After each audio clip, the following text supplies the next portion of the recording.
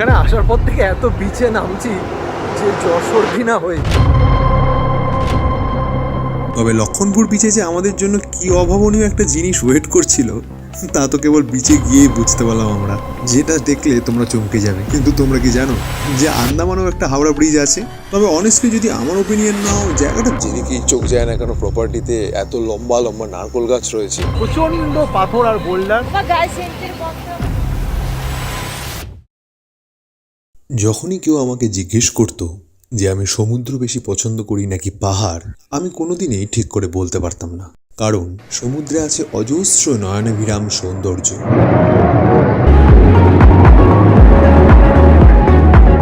কিন্তু পাহাড়ের আছে গভীর নির্জনতা। তাই জন্য নিজের অজান্তেই কবে থেকে যেন পাহাড়কেই পছন্দ করে নিয়েছিলাম, তা হোক সিমলা, কুলু, মানালি কিংবা গ্যাংটক, পেলিং কিংবা খুব রিসেন্টলি আমাদের যাওয়া ভুটান। তবে আন্দামানে আসার পর একের পর এক যা সমুদ্র সৈকত দেখছি গভীর নীল রঙের সমুদ্র এবং কাঁচের মতন স্বচ্ছ সমুদ্রের জল। তা দেখে মনে হচ্ছে সমুদ্র জিততে না পারলেও আমার মনের মধ্যে পাহাড়ের অনেকটা কাছে চলে এসেছে। Good morning. এখনও আমরা রয়েছি হচ্ছে হ্যাভলক আইল্যান্ডেই। আর এই শীতবস্ত্র জড়িয়ে বেড়ানোর মূল কারণ হচ্ছে যে আমাদের প্রাইভেট বিচ থেকে সানরাইজ দেখার কথা, যদি ওয়েদার সঠিক থাকে। চারিদিকে কিন্তু অল্প অল্প করে আলো ফুটছে। এখন সময় হচ্ছে ভোর 5:15। তো দেখা যাক। ভগবানের হাতের কাজ যেন আসতো এক তুলির টান। কালকে রিসর্টে বিকেলে ঢোকার পর খুব একটা প্রপার্টিটা এক্সপ্লোর করা হয়নি, তো এখন অ্যাজ আ মর্নিং ওয়াকের এক্সকিউজ নিয়ে চারিদিকটা ঘুরে দেখছি। এত মিষ্টি লাগছে সকালটা, যেদিকেই চোখ যায় না কেন প্রপার্টিতে এত লম্বা লম্বা নারকোল গাছ রয়েছে, মাঝখান দিয়ে সরু একটা পথ হেঁটে যাওয়ার। এক কথায় অনবদ্য অনন্য লাগছে সকালবেলায়, দুর্দান্ত লাগছে। বাই দ্য ওয়ে, রাত্রেবেলাতে কিন্তু আমাদের রিসর্টটা এরকম লাগে, চারিদিকটা কি সুন্দরভাবে লাল নীল আলো দিয়ে সাজানো, আর ঘরগুলো কিছুটা লাগে হচ্ছে এরকম, জাস্ট ঘরের সামনে বারান্দাটুকু আলো আছে, নাহলে আর কোথাও আলো নেই। তো পুরোটা জঙ্গল জঙ্গল ভাইব আসছে। রাত্রে কিন্তু জোয়ার এসেছিল, দেখো একদম কাছে চলে এসেছিল জল, যেটাই ভোর অবধিও ছিল। বাবা, এখানে আবার বিওয়্যার অফ ফলিং কোকোনাট।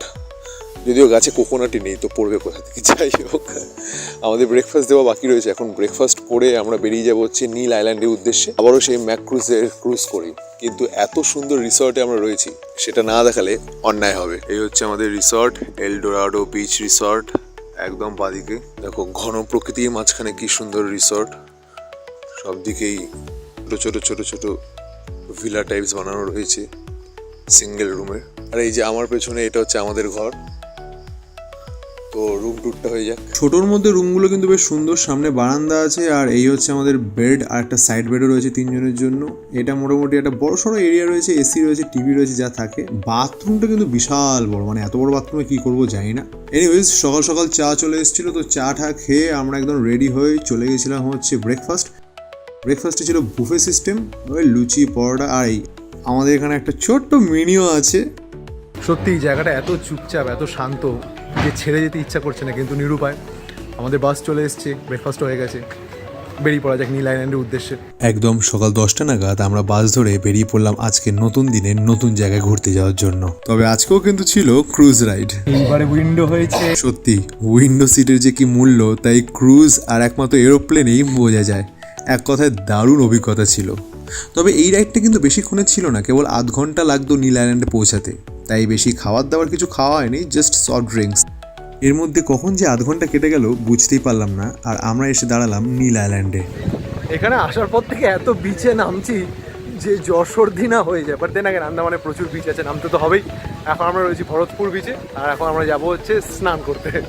দেখ সমুদ্র তো দে ঝাঁপ। আমার কিন্তু পাহাড় আর সমুদ্রের মধ্যে পাহাড়ই ভালো লাগে, কিন্তু জল নামক জিনিসটা ঘাটতে আমার দারুণ লাগে।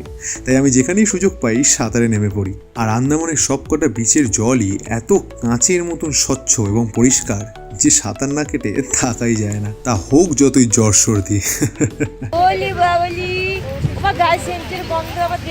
কেটেছি, তবে রাধানগরের মতন ভালো না। প্রচণ্ড পাথর আর বোল্ডার জলের মধ্যে, আর ওখানে ক্রিস্টাল ক্লিয়ার জলও নয়।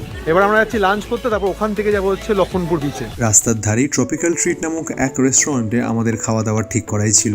তো ওখানে খেয়ে দিয়ে আমরা বেরিয়ে পড়লাম লক্ষণপুর বিচের উদ্দেশ্যে। এখানকার জলও কিন্তু একদম কাঁচের মতন স্বচ্ছ এবং পরিষ্কার। আর এই বিচটাতে অত লোকও ছিল না আমরা যখন বেলা 3টায় পৌঁছাই। তবে লক্ষণপুর বিচে যে আমাদের জন্য কি অভাবনীয় একটা জিনিস ওয়েট করছিল তা তো কেবল বিচে গিয়েই বুঝতে পারলাম আমরা। এবং তার প্রথম দর্শন পেয়েছিল হচ্ছে মা। এই দেখ জ্যান্ত করি দেখেছিস? আমরা দিলে তখন কি করবো? ওই দেখো লজ্জা পেয়ে চুপ বন্ধ হয়ে গেছে। এখানে বেশি কিছু করতে না পারায় কেবল আধ ঘন্টা 40 মিনিটের মধ্যেই আমরা রওনা দিলাম সেদিনের আমাদের শেষ গন্তব্যের উদ্দেশ্যে, যেটা দেখলে তোমরা চমকে যাবে। কারণ আমরা সবাই শুনেছি যে কলকাতায় হাওড়া ব্রিজ আছে, কিন্তু তোমরা কি জানো যে আন্দামানেও একটা হাওড়া ব্রিজ আছে? তবে অনেস্টলি যদি আমার ওপিনিয়ন নাও, জায়গাটা দেখতে খুব সুন্দর, কিন্তু এই যে কোরাল দেখছো এর উপর দিয়ে হাঁটতে গিয়ে যদি ব্যালেন্স হারিয়ে পড়ো, হাত পা কাটতে নিশ্চিত। ওখান থেকে জেটি ঘাটে আসার পথে দেখতে পারলাম যে কিভাবে এখানে গাড়ি, বালি, সিমেন্ট, এমনকি ফল, সবজি সব কিছু সমুদ্রের পথ দিয়ে আসে।